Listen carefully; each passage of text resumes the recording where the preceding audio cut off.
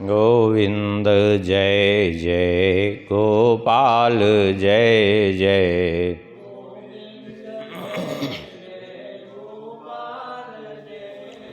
श्री राधा रमण हरि गोविंद जय जय।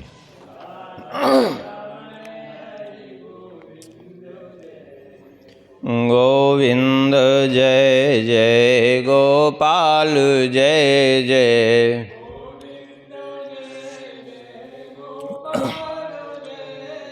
श्री राधा रमण हरि गोविंद जय जय।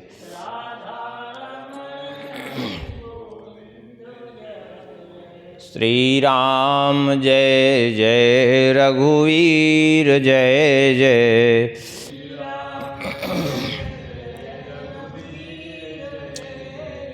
सीतारमण श्री रघुनाथ जय जय।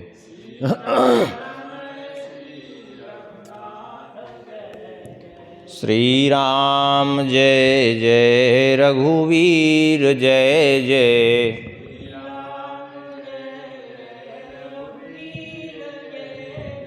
सीतारमण श्री रघुनाथ जय जय।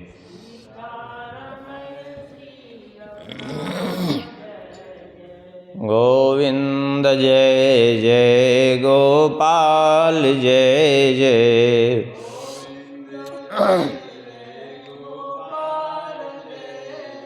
श्री राधा रमण हरि गोविंद जय जय।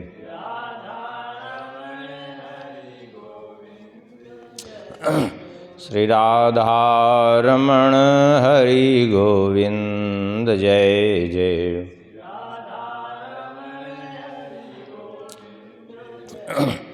श्री वृंदावन बिहारी लाल की, श्री सीताराम चंद्र भगवान की, श्री सिद्धि सदन बिहारी बिहारणी जू की, श्री कनक भुवन बिहारी बिहारणी जू की, श्री हृदय बिहारी बिहारणी जू की, श्री राधा श्याम सुंदर भगवान की, श्री सीताराम चंद्र भगवान की, श्री हनुमान जी महाराज की, परम पावन ग्रंथ श्री गर्ग संहिता की, श्री गर्गाचार्य जी महाराज की, श्री नारद जी महाराज की, श्री सुखदेव भगवान की, श्री व्यास भगवान की, श्री सद्गुरुदेव भगवान की। जय जय श्री सीताराम। जय जय श्री राधे श्याम। नमः पार्वती पते हर हर महादेव। हरि शरणम। पूरा कर देंगे, 3 दिन में पूरा कर देंगे इसको। हरि शरणम। परम मंगलमय प्रात पर अखिलेश्वर अकारण करुणा उरुड़ालय भक्तवांछा कल्पतरु। भगवान की महती कृपा करुणा से श्री गर्ग संहिता जी के माध्यम से भगवान के चरित्रों का कथन श्रवण करने का परम सौभाग्य प्राप्त हो रहा है। पिछले प्रसंग में श्रवण कर रहे थे, बलवल ने अश्व का अपहरण किया था और युद्ध किया, उसके काफ़ी वीर मारे गए और उसके बाद बलवल स्वयं युद्ध के लिए आया है। कुनंदन ने युद्ध किया है और श्री कृष्ण के पुत्र सुनंदन के द्वारा कुनंदन का वध हुआ है।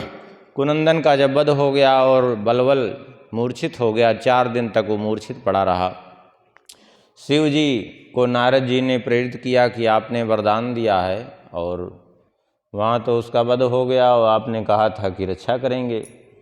तो शिव जी तुरंत तैयार हुए, अपनी सेना सहित आ गए। भगवान शंकर जी युद्ध करने लगे। भैरव से युद्ध हुआ है। अनिरुद्ध जी ने भैरव के ऊपर जृंभणास्त्र का प्रयोग कर दिया, जिसके प्रभाव में आकर के वे सो गए जम्हाई लेते लेते। और जब वे सो गए तो भगवान शंकर जी कुपित हुए और कुपित होकर के भगवान शंकर जी ने तुरंत वृषभम प्रेषयामास काष्णिजम सूरमानिनम, अपने वाहन नंदीराज को भेजा, तुम जाओ युद्ध करने के लिए। नंदीश्वर जो है चल पड़े युद्ध करने के लिए, दोनों सींगों दांतों पैरों से यदुवंशियों की सेना पर आघात करते हुए रणभूमि में विचरण करने लगे। उन्होंने जाकर के श्री कृष्ण के पुत्र सुनंदन, जिन्होंने कुनंदन का वध किया था बलबल के पुत्र का, उन पर अपने सींग से आघात किया। इनके सींग के आघात से नंदी के सुनंदन का वक्षस्थल विदीर्ण हो गया और वहीं रणभूमि में गिर पड़े और इनकी भी मृत्यु हो गई। यद्यपि बाद में भगवान ने इनको जीवित किया, लेकिन उस समय तो सुनंदन की मृत्यु हो गई अनिरुद्ध इनके नंदीश्वर के सींग के प्रहार से। अब तो अनिरुद्ध जी दौड़े क्रोधपूर्वक आए और सुनंदन को मारा गया हुआ देख करके बड़े कुपित हुए, और कुपित होकर के अनिरुद्ध जी ने शिव जी से कहा, माँ कृथास्त्वं मृडे शोकमनिरुद्ध महाबल रण मध्ये पातनं च शूराणां कीर्तये स्मृतं, तस्मात् त्वमपि संग्रामे मया युद्धस्व यत्नता प्रयातान् रक्षस्व प्राणान् ममाग्रे युद्धकांक्षया। शिवजी के सन्मुख जब अनिरुद्ध पहुँचे तो शिवजी ने कहा कि अनिरुद्ध, तुम तो बड़े बलवान हो ना, अपने भाई हैं, अपने काका की मृत्यु का शोक नहीं बल्कि मुझसे युद्ध करो। युद्ध की अभिलाषा से आए हो ना, संग्राम में मुझसे युद्ध करो, और नहीं तो अब तुम्हारे भी प्राण जाने वाले हैं। सुन करके अनिरुद्ध जी ने शोक का परित्याग किया और शिव जी के मस्तक पर 5 बाण मारे। बाण जा करके भगवान शंकर जी के जटाजूट में ही उलझ करके वे रह गए, और फिर उसके बाद शंकर जी ने भी एक बाण चढ़ाया अपने धनुष पर और अनिरुद्ध जी की प्रत्यंचा काट दी। अनिरुद्ध जी ने दूसरी प्रत्यंचा चढ़ाई और प्रत्यंचा चढ़ा करके शिव जी के धनुष की भी प्रत्यंचा को काट दिया, क्योंकि शिव जी का धनुष और इनका जो भगवान श्री कृष्ण के द्वारा दिया हुआ प्रतिसारंग धनुष था, उसकी प्रत्यंचा तो कट सकती थी, धनुष नहीं कट सकता था, ये विशेषता थी उसकी। तो इन्होंने भी शिव जी के धनुष की प्रत्यंचा को काट दिया। इस प्रकार से दोनों में भयंकर युद्ध होने लगा। अब तो देवता घबरा गए, अब क्या होगा। एक तरफ त्रिभुवन की सृष्टि करने वाले ब्रह्मा जी ही अनिरुद्ध जी के रूप में हैं, और दूसरी तरफ भगवान शंकर जी प्रलय के देवता। अब इसमें कौन जीतेगा कौन हारेगा अभी कैसे कहा जाए, ये तो अच्छी समस्या खड़ी हो गई। 3 दिन तक लगातार दोनों में भयंकर युद्ध चलता रहा, बिना विश्राम किए दोनों एक दूसरे से लड़ते रहे। अनिरुद्ध जी उन शंकर जी ब्रह्मास्त्र प्रयोग करते हैं, ये ब्रह्मास्त्र से उसको शांत करते हैं। वज्रास्त्र कोई चाहता है तो दूसरा कोई पर्वतास्त्र का प्रहार करता है तो दूसरा वज्रास्त्र का प्रहार कर देता है। आग्नेयास्त्र को शांत करने के लिए पर्जन्यास्त्र का। इस प्रकार से दोनों ही आपस में लड़ते रहे, और उसके बाद भगवान शंकर जी ने अपने त्रिशूल से प्रहार कर दिया शिव जी पर, अनिरुद्ध पर। जब त्रिशूल से वे प्रहार किया तो वो त्रिशूल इनके वक्षस्थल को विदीर्ण करता हुआ जो है चला गया, और जिसके कारण अनिरुद्ध जी भी भूमि पर गिर पड़े और इतनी गहरी मूर्छा आ गई कि लगता था कि इनकी भी मृत्यु ही हो गई हो। ऐसी स्थिति में पहुंच गए, हाहाकार मच गया, यदुवंशी सब रोने लगे। अब क्या करें। उस समय सांब युद्ध कर रहे थे कार्तिकेय जी से। कार्तिकेय जी को छोड़ करके सांब आए हैं, और सांब के नेत्रों से झरझर अश्रुपात हो रहा था, और उसके बाद सांब ने आकर के क्रोध में शिव जी से कहा, कस्मात् करिष्यसे रुद्र दानवानां हि पालनम हत्वा निरुद्धम संग्रामे वीरम चैव सुनंदनम। क्रोध में आकर के कहा, रुद्रदेव आपने संग्राम में अनिरुद्ध और प्रद्युम्न को मार करके दानवों का पालन आप करोगे, कैसे करोगे? क्या यही मर्यादा है आपकी? वेदों में वर्णित है, भागवत शास्त्र में वर्णित है, जगह जगह वर्णित है। ब्राह्मणों के मुख से हमने सुना था। क्या सुना था? बोले श्री कृष्णाख्यम परम नित्यम शिवः सेवति वैष्णवः। शिव जी तो परम वैष्णव हैं और श्री कृष्ण के परम भक्त हैं। किंतु यहाँ तो मैं देख रहा हूँ कि आप श्री कृष्ण के पुत्र पौत्रों का ही संहार करने पर लग गए हैं, व्यर्थ युद्ध कर रहे हैं। धिक्कार है आपके इस युद्ध को। ऐसे में कौन कहेगा कि आप वैष्णव हैं? जब भगवान के ही पुत्रों का पौत्रों का आप वध कर रहे हैं तो आप कैसे वैष्णव हैं? और यदि आप वैष्णव नहीं हैं तो फिर आपसे युद्ध करने में हमें कोई समस्या भी नहीं है। अब आप युद्ध खड़े रहिए, मैं युद्ध करूंगा आपसे। शिव जी ने कहा, धन्यस्त्वं यादव श्रेष्ठ सत्यम वदति नो भवान मन्नाथा कृष्णचंद्रोयम देवदानो वंदिता। शिव जी ने कहा, हे यादव श्रेष्ठ सांब, तुम धन्य हो। तुमने जो कुछ भी मुझसे कहा वो वास्तविकता तो यही है कि मैं सत्य है वो, कि श्री कृष्ण ही मेरे स्वामी हैं, मैं उनका भक्त हूँ। किंतु मैं क्या करूँ, अपने भक्त कुनंदन को मारा गया देख करके और बलबल को मूर्छित देख करके आखिर मुझसे रहा नहीं गया। मैं उसकी सहायता करने के लिए, अथवा ये कहिए कि मैं भक्त की रक्षा करने के लिए यहाँ चला आया, क्योंकि मैं अपने दिए हुए वचन से बंधा हुआ हूँ। इस प्रकार से कह ही रहे थे, तब तक सांब ने इन पर प्रहार करना चालू कर दिया। तताड़ शीघ्रम चापेन क्षुरप्रईसायकैर्मृडम्। अन्य क्षुरप्र नामक बाणों से भगवान शंकर जी के ऊपर प्रहार करना चालू कर दिया, शंकर जी को घायल कर दिया। शंकर जी को लेकिन इससे कोई वेदना नहीं हुई, क्योंकि उनमें तो अनंतानंत ब्रह्मांड समाहित हो जाते हैं, उनको कोई पीड़ा कैसे पहुंचा सकता है। सारे बाण जाके उनमें विलीन हो जाते थे, कोई उन पर प्रभाव नहीं पड़ता था। जैसे कोई गजराज को पुष्प से मारे तो उस पर कोई प्रभाव नहीं पड़ता। इस प्रकार से सांब और शिवजी का भयंकर युद्ध प्रारंभ हो गया। देवताओं ने कहा, अब तो ये तो बड़ी विचित्र स्थिति खड़ी हो गई, अब क्या होगा। सब भयभीत हो गए और सभी वृष्णिवंशी यदुवंशी श्री कृष्ण का स्मरण करने लगे, प्रभु अब आप ही रक्षा करिए। तदा हरि श्री यदुपालकस्य ज्ञात्वा यदूनां च महाविपत्तिं रथेन तत्रागतवान् रिपुघ्नो युक्तेन वै सूततुरंगमैस्य।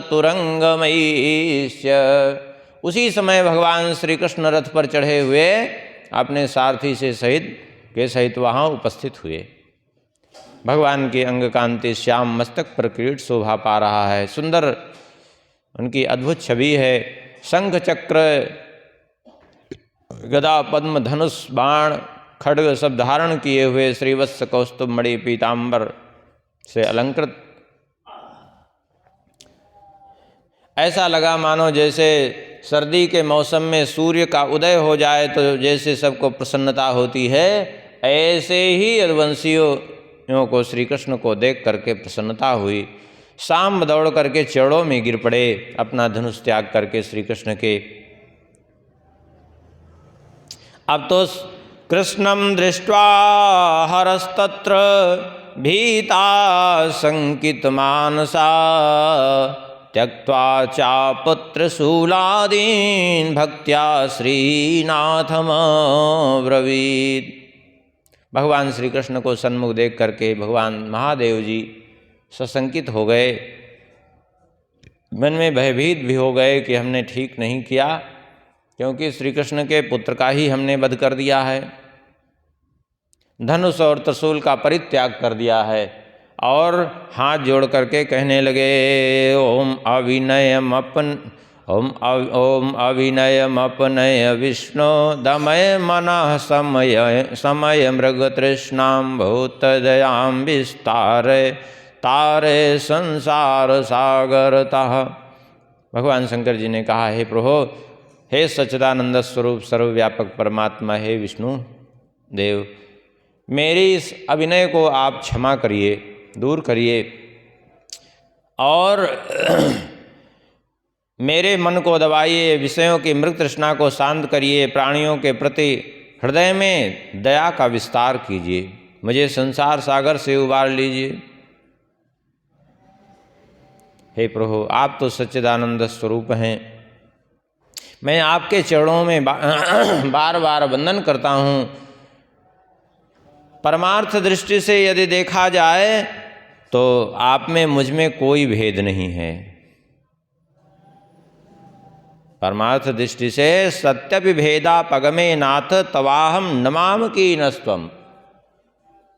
तत्व दृष्टि से तो मुझ में आप में कोई भेद नहीं है, किंतु फिर भी यदि वैसे देखा जाए तो भेद है। कैसे? बोले इसलिए भेद है कि सामुद्रो ही तरंगः क्वचन समुद्रो ना ही तारंगः, समुद्रो न तारंगः। कहते हैं जैसे समुद्र की लहर होती है लेकिन लहर का समुद्र नहीं होता। समुद्र में असंख्य लहरें उत्पन्न होती हैं, अनंत लहरें उत्पन्न होती हैं, लेकिन लहर कोई चाहे समुद्र बना ले तो एक लहर समुद्र नहीं बना सकती। ऐसे आप तो साक्षात परब्रह्म, आपसे हम जैसे असंख्य शिव जी उत्पन्न हो सकते हैं, लेकिन हम आपको नहीं उत्पन्न कर सकते। तात्पर्य यह है, कह रहे हैं, हे प्रभु,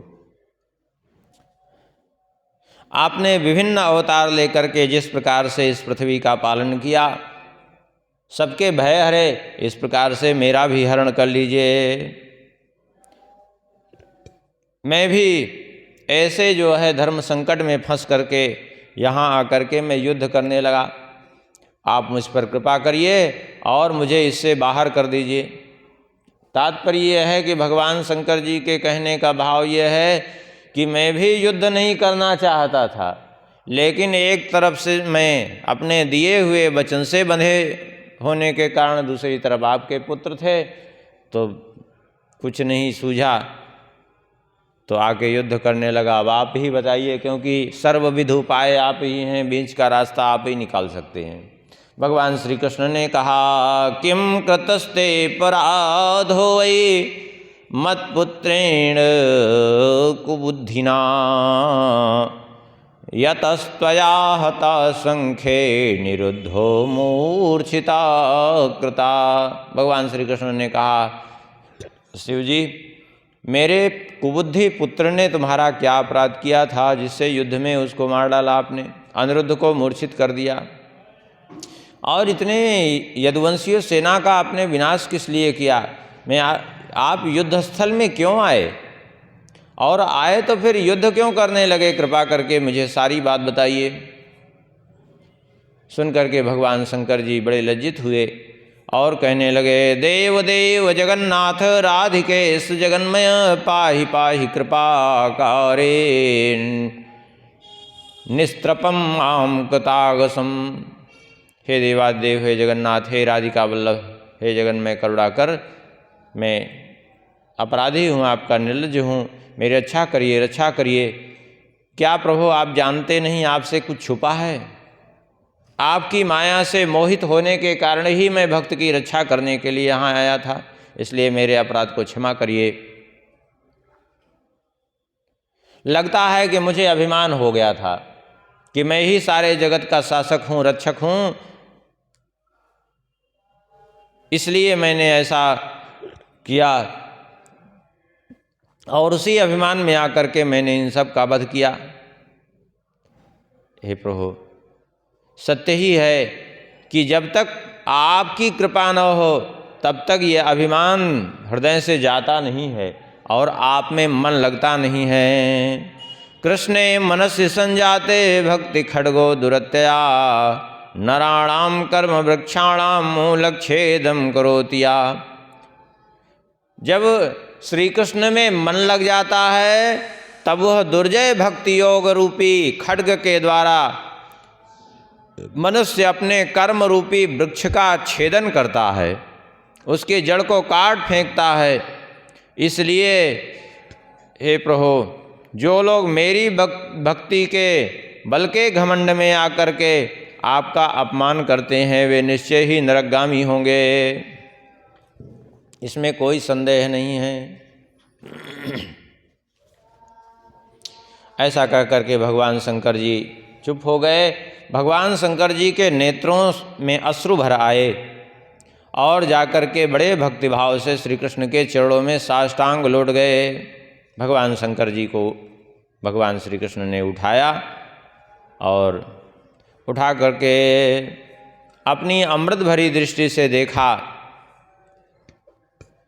और कहने लगे,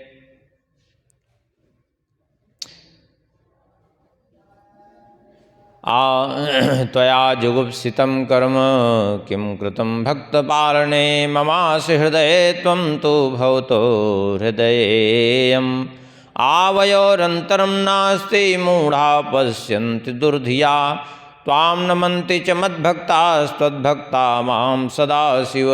भगवान श्री कृष्ण ने कहा, शिव जी, सभी देवता अपने भक्त का पालन करते हैं, तो आपने यदि अपने भक्त की का पालन किया, अपने भक्त की रक्षा की, तो इसमें निंदित कर्म कौन सा आपने किया? अर्थात कोई निंदित कर्म नहीं किया है। सत्य तो यही है, तुम मेरे हृदय हो, मैं तुम्हारे हृदय में हूँ और हम दोनों में कोई अंतर नहीं है। जो हम दोनों में अंतर करता है, भेद बुद्धि करता है, वो निश्चय रूप से दुष्ट बुद्धि है और वह अधःपतन के गर्त में चला जाता है।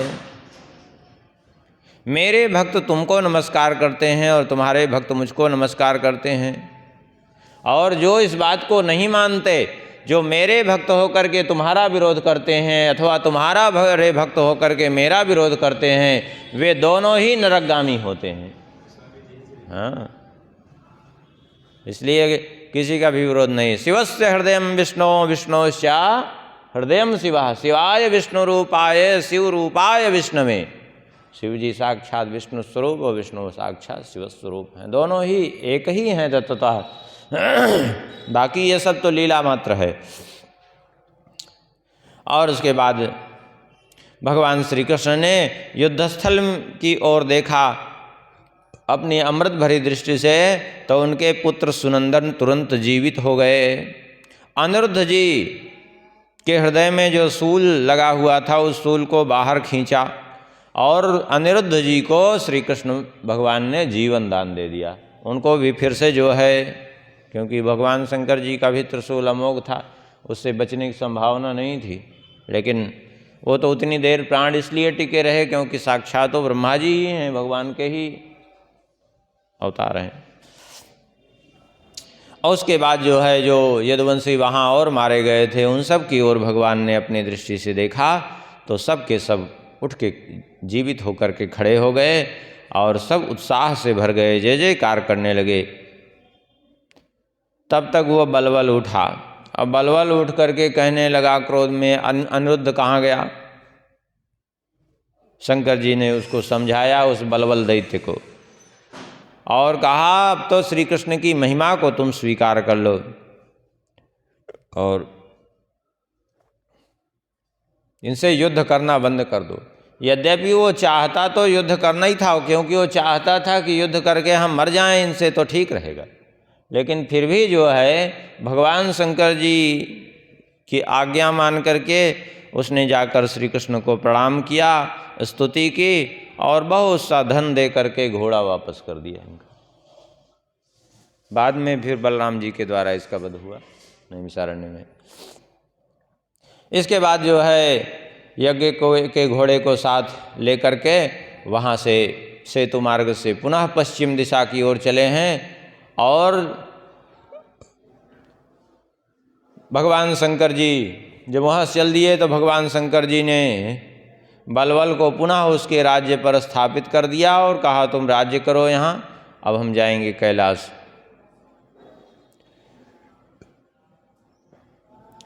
उसके बाद जो है भगवान शंकर जी वहाँ से चल दिए। कहते हैं अब इसके बाद मुक्तस्तुरंगा कृष्णेन पत्रचामरभूषिता प्रयो सा बहून देशान नेत्राभ्याम सविलोकन। श्री कृष्ण के द्वारा वो पुनः मुक्त किया गया वो अश्व विभिन्न देशों का अवलोकन करता हुआ वहाँ से फिर चल पड़ा। लेकिन अब कोई उसको पकड़ नहीं रहा था, क्योंकि बलवल भी परास्त हो गया था, सब घबरा गए थे। वहाँ से चलते चलते अश्व ब्रजमंडल में पहुँचा है, वृंदावन में। वृंदावन का में जाकर के एक तमाल वृक्ष के नीचे खड़ा हो गया और वहीं दूब चरने लगा। उसी समय जो है ग्वाल बाल गौएं चराना छोड़ कर कौतूहल बसात आए और घेर करके वो ग्वाल बालक उसको देख करके तालियां पीटने लगे। और देख ही रहे थे तब तक श्री दामा आए और श्री दामा ने जा कर के उस अश्व को पकड़ लिया और गाय बांधने वाली रस्सी घोड़े में डाल करके और कहने लगे ये आखिर घोड़ा ये किसका है। कहते हुए नंद राय के पास आए। नंद राय जी ने देखा, अब वो ग्वाल बाल देखे तो, लेकिन पढ़े तो थे नहीं, सब गैया बचपन से चराए थे, इसलिए क्या लिखा है कुछ को पता नहीं। नंद राय जी के पास आए। नंद राय जी ने उसके मस्तक पर जो पत्र था उसको पढ़ा तो नंद राय जी का हृदय गदगद हो गया। नंद राय जी ने कहा ये उग्रसेन जी का घोड़ा है, ये हमारे गांव में आ गया और अनिरुद्ध जी इसकी रक्षा में हैं। अच्छा हुआ इस घोड़े को यहीं रखो, जरूर अनिरुद्ध जी आएंगे और अनिरुद्ध जी आएंगे तो श्री कृष्ण के समान ही उनका रूप है, कम से कम श्री कृष्ण नहीं तो उनका तो दर्शन हो ही जाएगा। इस प्रकार कहकर अनिरुद्ध जी को देखने के लिए नंदगांव से बाहर निकले।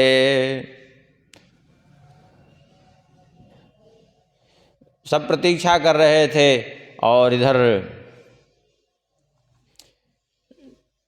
काफ़ी दूर थे यदुवंशी, वहाँ से लौटते हुए विभिन्न तीर्थों की यात्रा करते हुए यदुवंशी चल रहे थे। नेपाल, मिथिला, अयोध्या, वरिष्मती, कन्नौज और फिर उसके बाद बलभद्र जी का स्थान अर्थात दाऊ जी पहुँचे, गोकुल पहुँचे, यमुना जी में जाकर के स्नान किया, उस मथुरापुरी का दर्शन करके सब बड़े आनंदित हुए और श्री कृष्ण भी साथ में थे। नंदगांव पहुँचे। नंदगांव को दूर से ही देख करके नंदनंदन श्री कृष्ण उतर पड़े और उतर कर के आए रथ से नीचे।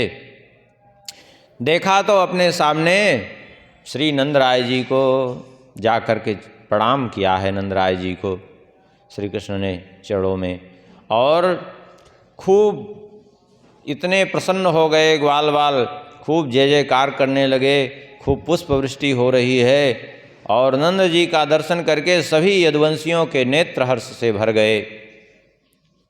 नंद राय जी का बार बार दाहिना अंग फड़क रहा था। पहले से ही सोच रहे थे कि अनिरुद्ध जी से भेंट होगी कि स्वयं श्री कृष्ण से ही भेंट होगी, दाहिना अंग हमारा इतना फड़क रहा है।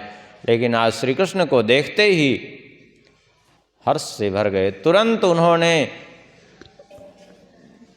जब जिनका दाहिना अंग फड़क रहा था तो उसी समय प्रतिज्ञा की कि यदि आज मुझे श्री कृष्ण का दर्शन होगा तो तुरंत वस्त्राभूषणों से अलंकृत करके ब्राह्मणों को 1,00,000 गौएं दान करूंगा।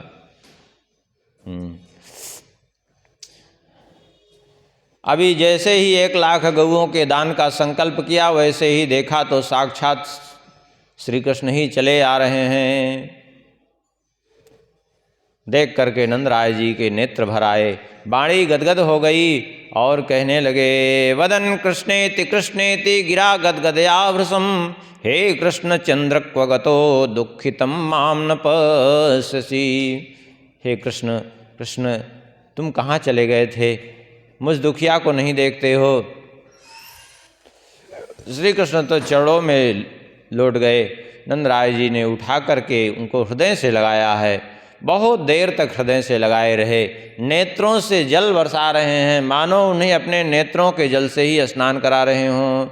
और इतना ही नहीं, श्री कृष्ण के नेत्र भी सजल हो गए। अक्षिभ्याम कृष्णचंद्रस्तु मुमो चाश्रुघ्नातुरा श्री दामादीन सखीन दृष्ट्वा पश्चात प्रेम परिप्लुतान। श्री कृष्ण भी नेत्रों से अश्रु बहाने लगे और दोनों प्रेम में डूब गए। श्री दामा आदि मित्रों को देख करके श्री कृष्ण बारी बारी से सबसे मिलते हैं, हृदय से लगाते हैं। कहते हैं यहाँ श्री गर्गाचार्य जी महाराज कि भक्तानाम कौस्ति माहात्म्यम महो वक्तुम धरातले। इन भक्तों की महिमा का वर्णन भला धरातल पर कौन है ऐसा जो वर्णन कर सके, अर्थात कोई इनकी महिमा का वर्णन नहीं कर सकता है, इनके सौभाग्य का वर्णन नहीं कर सकता। सबके नेत्र सजल हैं, चाहे वो ग्वाल बाल हों वहाँ के और चाहे जितने यदुवंशी वीर हैं, सैनिक हैं, सब, लेकिन कुछ बोल नहीं पा रहे हैं। उस समय भगवान ने जो है सबको आश्वासन दिया और कहा आप चिंता न करें, अभी हम रुकेंगे यहाँ।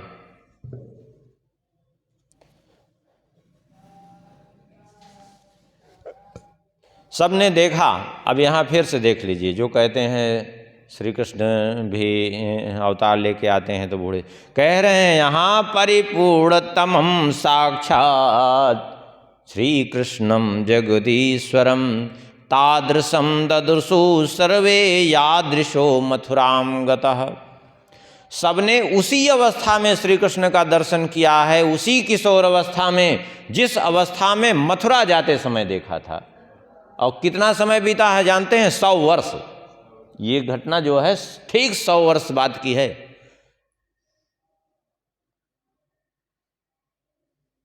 100 वर्ष बाद देख रहे हैं, लेकिन उसी अवस्था में तादृशम ददुसु सर्वे यादृशो मथुराम गतः। उसी अवस्था में दर्शन किया है जिस अवस्था में वे मथुरा गए थे, अर्थात आज भी वही किशोर अवस्था में दिख रहे हैं। नवीन नीरदश्यामम किशोर वयसम शिशुम। हाँ, किशोर अवस्था है और नंद जी को तो अभी भी शिशु ही प्रतीत हो रहे हैं, उनके छोटे से बच्चे प्रतीत हो रहे हैं। हाँ, और शरद प्रभात कमल कांति मीलित लोचनम।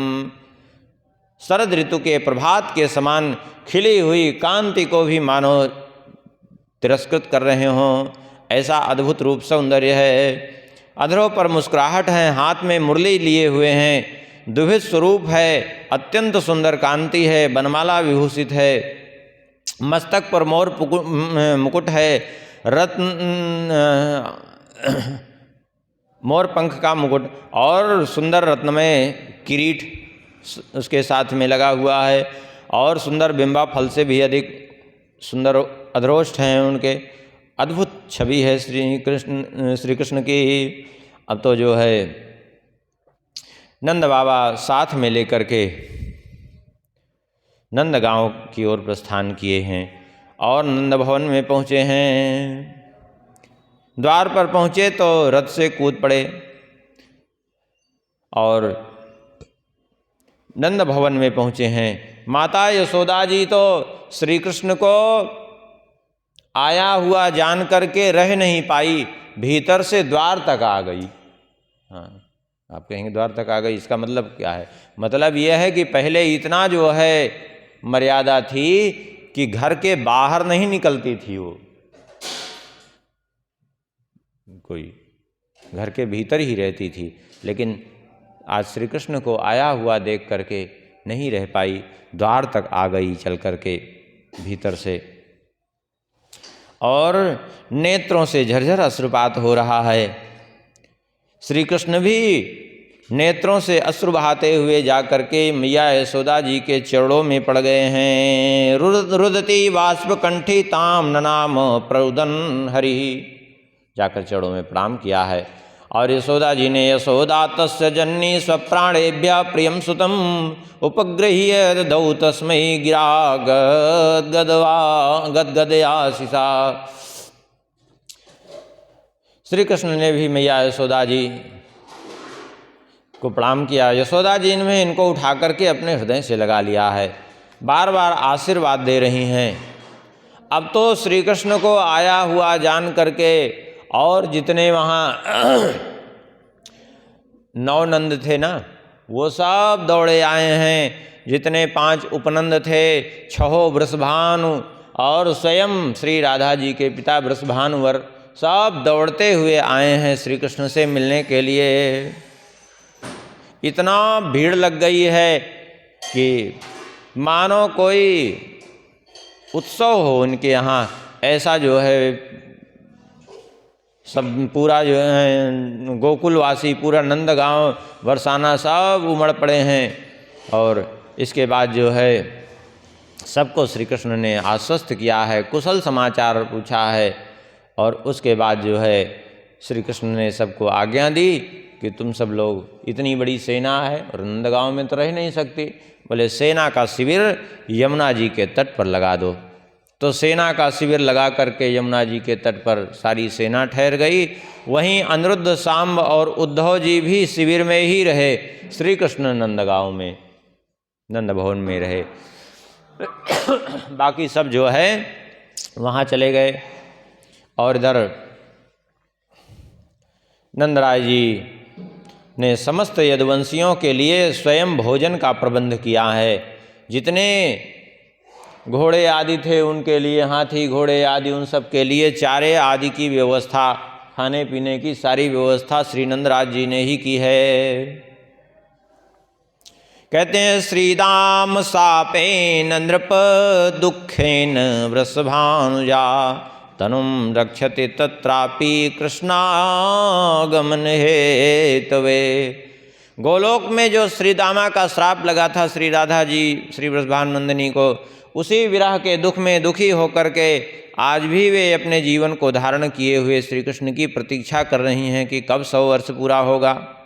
कहते हैं जैसे ही उनको संवाद मिला कि श्री कृष्ण आ गए हैं,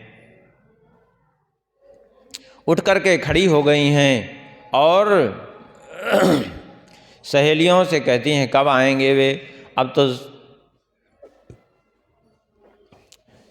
श्री कृष्ण का कुशल जो सखियां गई थी समाचार देने के लिए, उनका आदर किया है श्री राधा जी ने आज। क्यों? क्योंकि हमारे श्याम सुंदर का समाचार लेकर के आई हैं। उनको आसन दिया है बैठने के लिए और कुशल प्रश्न किया है। श्री कृष्ण तब तक पधारे हैं श्री राधा जी से मिलने के लिए। श्री राधा जी को देख करके श्री कृष्ण को देख करके श्री राधा जी के नेत्र सजल हो गए हैं। नेत्रों में तो पहले अश्रु थे और फिर बैठाया है बड़े प्रेम से, आसन दे करके बैठा करके विधिवत जो है पाद्य अर्घ आदि उपचार अर्पित किए हैं, अर्थात विधिवत पूजन किया है श्री कृष्ण का। और जो विरह जनित दुख था वो दूर हो गया, संयोग पाकर के हर्ष में भर गई। और फिर श्री कृष्ण का वस्त्र आभूषण चंदन आदि से श्रृंगार किया है। श्री कृष्ण ने देखा कि जब से हम यहाँ से गए हैं तब से श्री राधा जी ने भी श्रृंगार नहीं किया अपना, तब से ऐसे ही रहती हैं।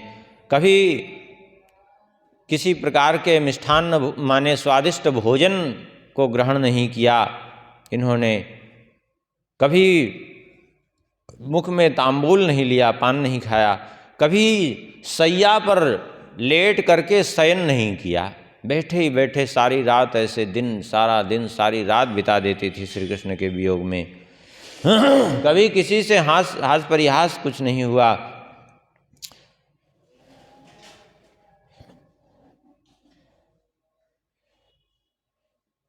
उस समय जो है श्री कृष्ण से श्री राधा जी ने कहा गोकुलम मथुराम त्यक्त्वा कस्मात् गतः कस्मात् कुशस्थलीं वद तन्मे हृषीकेश त्वं साक्षात् गोकुलेश्वर।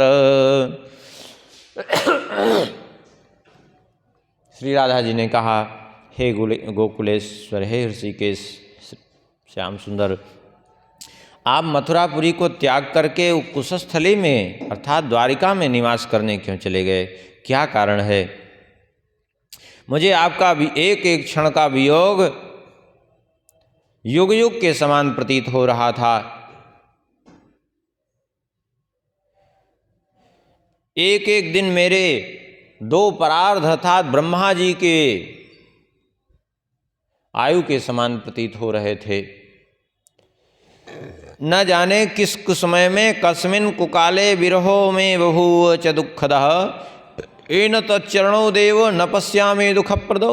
न जाने किस कुसमय में मुझ दुःखदायी को आपका वियोग हुआ कि वो वियोग ही नहीं दूर कर हो रहा था।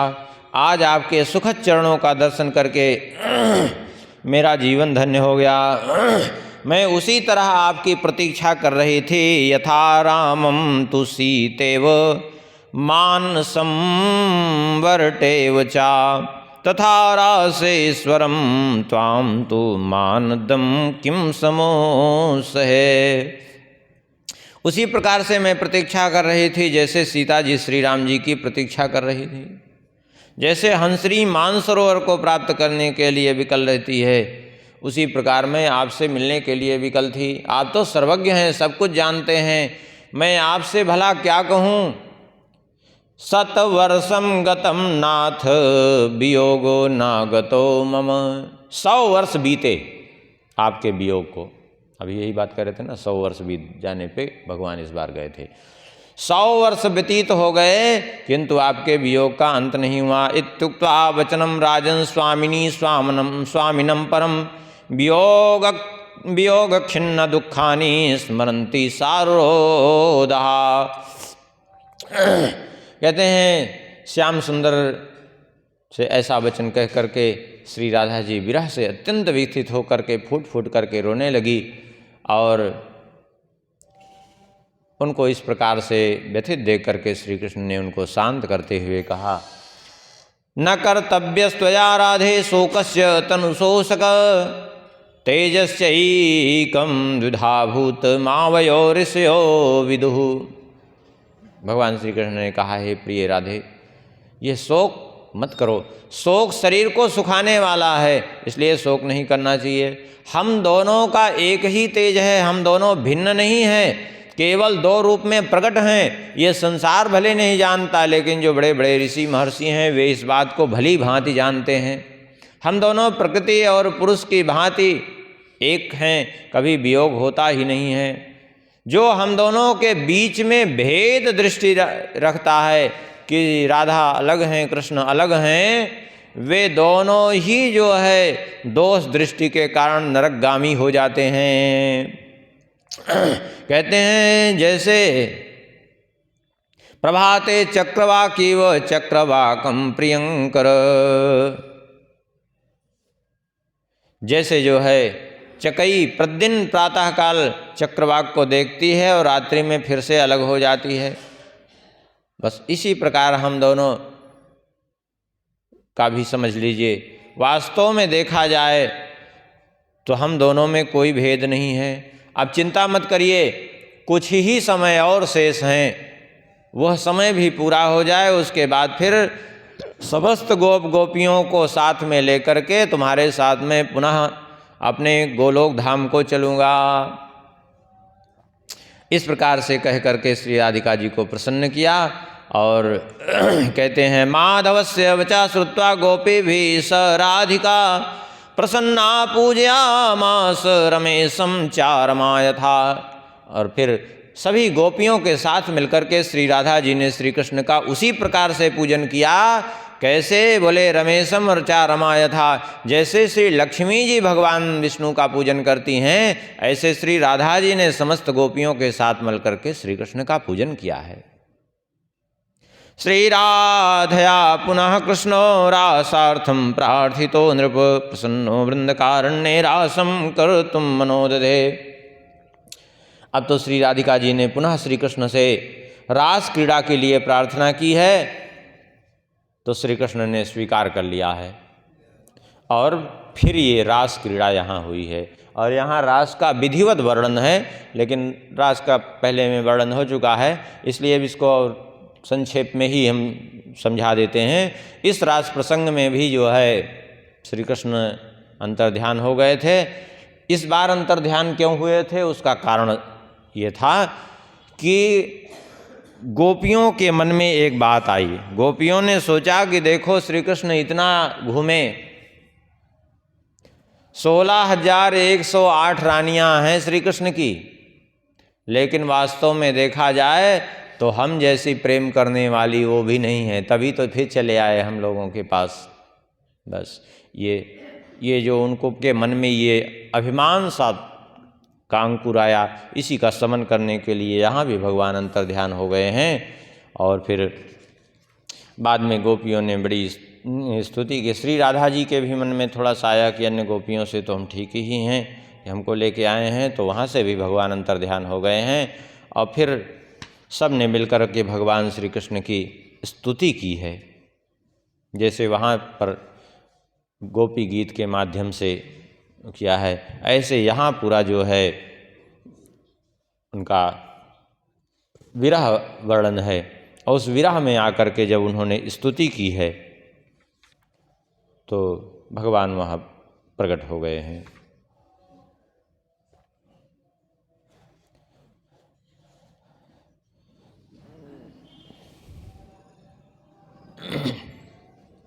और प्रकट होकर के गोपियों का विरह दूर किया है। और श्री राधा जी की भी मूर्छा भगवान के बंसी ध्वनि को सुनकर के दूर हुई है। और पुनः श्री कृष्ण ने गोपियों के साथ और श्री राधा जी के साथ रास विहार किया है। और उसके बाद जो है श्री कृष्ण सहित खूब इनका जो है स्वागत सत्कार हुआ है यदुवंशियों का। और वहाँ से जो है श्री कृष्ण 5 दिन तक मथुरापुरी में, वहाँ नंदगांव में रहे हैं। अब 5 दिन रह करके फिर वहाँ से श्री कृष्ण प्रस्थान करने के लिए उद्यत हुए हैं। और अब प्रस्थान तो बाद में करेंगे, अब यहीं कथा को भी विश्राम कर देते हैं। अब शेष भगवत कृपा से कल स्मरण करेंगे, कल परसों 2 दिन करेंगे। 2 दिन में कथा इसको संक्षिप्त रूप से स्मरण करके पूर्ण कर देंगे। पूर्ण तो भगवान की कथा कभी नहीं होती, लेकिन जहाँ तक संभव हो, तो यहीं कथा को विश्राम कर देते हैं, क्योंकि आरती का भी समय हो गया है। सिया बोल सिया बोल सिया सिया बोल, श्री राम राघव रसिकेश बोल।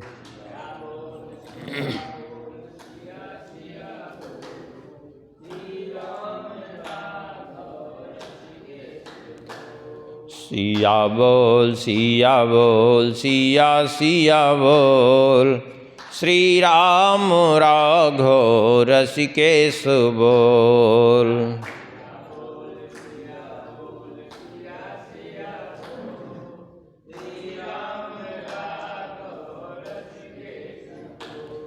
सिया बोल सिया बोल सिया बोल सिया बोल।